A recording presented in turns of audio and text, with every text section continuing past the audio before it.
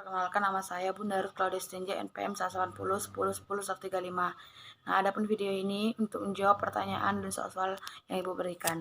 Yang pertama adalah jelaskan alasan yang mendasar diterapkannya pembelajaran tematik untuk kelas 1 sampai kelas 3 SD dan kelas 1 sampai kelas 6 SD.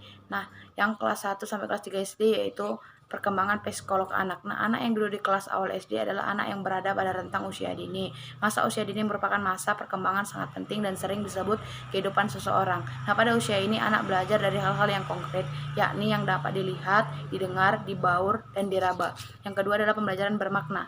Nah, proses belajar tidak sekedar menghafal konsep-konsep atau fakta belaka, tetapi kegiatan menghubungkan konsep-konsep untuk menghasilkan pemahaman yang lebih utuh. Yang kedua adalah kelas 1 sampai kelas 6 SD. Nah, yang pertama adalah pada pola pikir anak yang masih holistik, artinya siswa sekitar 4-10 tahun pola pemikirannya masih satu kesatuan, dan umumnya mereka jadi berpikir fragmented karena pola asuh orang dewasa yang memisah-misahkannya. Yang kedua adalah usia siswa SD masih bersifat operasional atau konkret. Menurut John Piaget, bahwa pada usia tersebut masih butuh alat peraga atau media yang konkret atau nyata untuk menjelaskan suatu konsep. Soal nomor 2 yaitu dipandang dari sudut perkembangan psikologis anak dan Permen nomor 22 tahun 2006 tentang standar isi dan satuan pendidikan dasar dan menengah. Nah, yaitu adalah menurut penjelasan dalam pemahaman saya, acuan tersebut adalah dari sudut perkembangan psikolog anak, yaitu tentang mempelajari perkembangan anak dan aspek kejiwaan anak tersebut. Anak yang berada rentang usia dini merupakan masa perkembangan sangat penting. Pada usia ini juga anak belajar dari hal-hal yang konkret, yakni yang dapat dilihat, didengar, dan diraba. Nah, Permendiknas nomor 22 tahun 2006 ini secara keseluruhan mencakup yang pertama adalah kerangka dasar dan struktur kurikulum yang merupakan pedoman dalam penyusunan kurikulum pada tingkat satuan pendidikan. Yang kedua adalah beban belajar bagi peserta didik pada satuan pendidikan dasar dan menengah. Yang ketiga adalah kurikulum tingkat satuan pendidikan yang akan dikembangkan oleh satuan pendidikan berdasarkan panduan penyusunan kurikulum sebagai bagian tidak terpisahkan dari standar isi dan kalender pendidikan. Nomor 3 yaitu pembelajaran tematik adalah pembelajaran yang bermakna. Jelaskan maksud dari kata tersebut, yaitu pembelajaran tematik adalah pembelajaran yang bermakna. Maksudnya adalah pembelajaran tematik menekankan pada penerapan konsep belajar sambil melakukan sesuatu. Oleh karena itu, guru harus merangsang pedoman belajar yang akan mempengaruhi kebermaknaan belajar siswa. Dalam pengalaman belajar menunjukkan kaitan unsur-unsur konsep yang menjadikan proses pembelajaran lebih efektif, dan contohnya adalah sumber atau materi belajar utama, yaitu dari para ahli atau orang-orang yang mempunyai proses atau kompetensi dasar dalam bidang tertentu, tempat-tempat yang bisa dipelajari, dan suasana belajar dan di dalam kelas, yaitu lingkungan, komunitas, dan kesenian. Nomor 4 yaitu jelaskan landasan pembelajaran tematik berdasarkan filosofis, psikologis, dan yuridis, yaitu adalah landasan yuridis dalam pembelajaran tematik berkaitan dengan berbagai kebijakan atau peraturan yang mendukung pelaksanaan pembelajaran tematik di sekolah dasar. Dan sedangkan landasan psikologis adalah dalam pembelajaran tematik berkaitan dengan psikologis perkembangan peserta didik dan psikologis belajar. Landasan filosofis adalah landasan filosofis dalam pembelajaran tematik berangkat dari penekanan pada pembentukan seutuhnya atau hal-hal yang mencakup dalam kemampuan kognitif, afektif, dan psikomotorik. Soal nomor 5 yaitu sebutkan implikasi pembelajaran tematik berdasarkan filosofis, psikologi, dan yuridis serta aplikasi pembelajarannya. Yaitu 1. Implikasi bagi guru, yaitu pembelajaran tematik memerlukan guru yang kreatif baik dalam menyiapkan kegiatan atau pengalaman belajar bagi anak, juga dalam memilih kompetensi dari berbagai mata pelajaran dan mengatur agar pembelajaran menjadi lebih bermakna, menarik, menyenangkan, dan utuh. Nah, sedangkan implikasi bagi siswa adalah yang pertama, siswa harus siap mengikuti kegiatan pembelajaran yang dalam pelaksanaannya dimungkinkan untuk bekerja baik secara individual, pasangan, kelompok kecil, ataupun klasikal.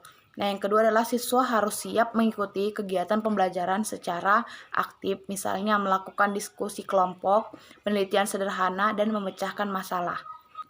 Soal nomor 6. Nah, jelaskan proses pelaksanaan pembelajaran tematik yang Anda ketahui. Yang pertama adalah menetapkan mata pelajaran yang akan dipadukan. Yang kedua adalah mempelajari kompetensi dasar dan indikator dari muatan mata pelajaran yang akan dipadukan. Yang ketiga adalah memilih dan menetapkan tema atau topik pemersatu. Yang keempat adalah membuat matriks atau bagian hubungan kompetensi dasar dan tema pemersatu. Yang kelima adalah menyusun silabus pembelajaran tematik. Yang terakhir adalah penyusunan rencana pelaksanaan pembelajaran tematik. Soal nomor 7, yaitu buatlah desain pembelajaran tematik di SD dengan menggunakan satu tema atau kelas bebas yang Anda ketahui. Yaitu yang pertama adalah kelas 2 semester 1, tema yaitu bermain di lingkungan. Subtemanya adalah subtema 1 yaitu bermain di lingkungan rumah. Nah, satu A atau pertanyaan fokusnya adalah apa saja jenis pemeliharaan yang ada di lingkungan rumah. Yang kedua, B-nya adalah pertanyaan kontribusi, yaitu yang pertama, apa saja permainan yang bisa dimainkan di lingkungan rumah. Yang kedua, bagaimana cara memainkan permainan tersebut. C-nya adalah pemahaman atau pengetahuan atau nilai sikap yang diperolehnya, yaitu berdasarkan fokus pertanyaan tersebut sebagai berikut, yaitu yang pertama, bermain yang dapat dimainkan di sekitar rumah sangat banyak, selain misalnya bermain kelereng atau karet. Yang kedua adalah pemeliharaan atau game merupakan sebuah aktivitas rekreasi dengan tujuan bersenang-senang atau mengisi waktu luang. Yang keduanya adalah perencanaan yang dapat dilakukan. Yang pertama adalah melibatkan siswa sebanyak mungkin dalam mengumpulkan sumber. Yang kedua adalah merencanakan siswa dapat mengidentifikasi setiap gerakan dalam permainan didapatkan melalui lagu berdayung. Yang ke-E-nya adalah sumber utama yang digunakan, yaitu diri sendiri. Yang kedua, teman sebayanya. Yang ketiga, buku yang relevan. Lalu F-nya adalah stimulus dalam memperkenalkan topik, yaitu ada beberapa stimulus. Yang pertama adalah menunjukkan cara bermain dalam permainan yang ada di lingkungan rumah. Yang kedua adalah meminta siswa untuk mengidentifikasi dan mendeskripsikan dengan cara mereka sendiri atau mengetahui permainan yang pernah mereka mainkan di sekitar lingkungan rumah. Soal nomor 8, yaitu jelaskan apa saja yang menjadi permasalahan pembelajaran di tematik di SD. Yang pertama adalah keterbatasan pengetahuan dan kemampuan guru dalam mengajarkan lagu anak-anak atau sesuai temanya. Yang kedua adalah bahan ajar yang tersedia masih menggunakan pendekatan mata pembelajaran sehingga menyulitkan guru untuk memadukan materi sesuai tema. Yang ketiga adalah bahan ajar tematik masih bersifat nasional sehingga beberapa materi kurang sesuai dengan kondisi lingkungan belajar siswa. Yang keempat adalah sekolah yang kekurangan jumlah guru menerapkan model pembelajaran kelas, yaitu rangkup, yaitu sehingga kesulitan menerapkan pembelajaran tematik di kelas awal.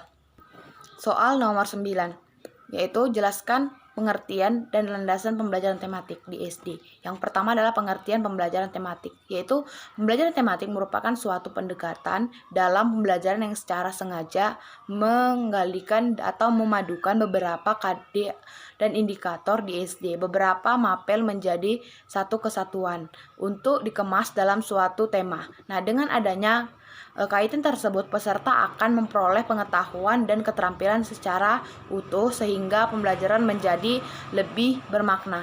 Adapun landasannya adalah pertama, landasan yuridis. Nah, dalam pembelajaran tematik berkaitan dengan berbagai kebijakan atau peraturan yang mendukung pelaksanaan pembelajaran tematik di sekitar atau di sekolah dasar.